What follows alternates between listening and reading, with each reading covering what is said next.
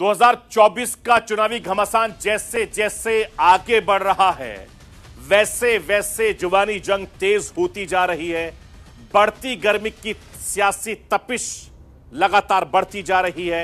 7 चरणों में होने वाले लोकसभा चुनाव का पहला सियासी घमासान का पहला चरण पूरा हो गया।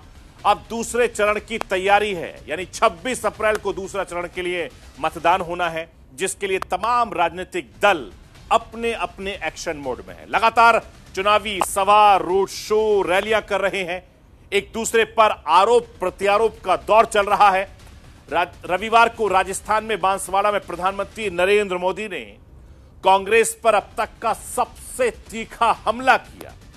पीएम मोदी ने कांग्रेस के मैनिफेस्टो पर हमला किया, कांग्रेस पर मुसलमानों के तुष्टीकरण का आरोप लगाया और दूसरे चरण के चुनाव से पहले प्रधानमंत्री नरेंद्र मोदी ने कांग्रेस पर करारा वार किया है।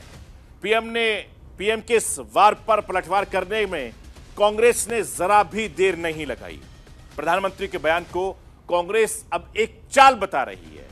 कांग्रेस आरोप लगा रही है कि चुनावी मुद्दों से पीएम मोदी ध्यान भटकाने के लिए ऐसी बातें कर रहे हैं। पीएम के इस बयान के बाद 2024 की लड़ाई एक बार फिर से हिंदू मुस्लिम पर आ गई है।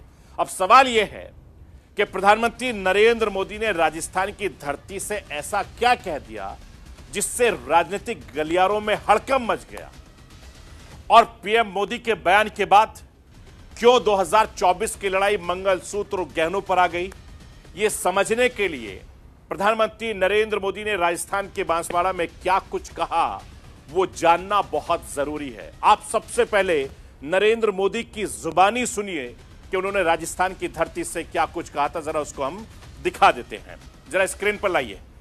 पीएम मोदी ने कहा था कि यानी कांग्रेस आपका मंगलसूत्र नहीं बचने देंगे, कांग्रेस मां बहनों के सोने का हिसाब करेगी और ये आपकी संपत्ति की जानकारी लेंगे, आपकी संपत्ति इकट्ठा कर किसको बांटेंगे, यानी जिसके ज्यादा बच्चे हैं उनको बांट देंगे, मेहनत की कमाई घुसपैठियों को बांट देंगे।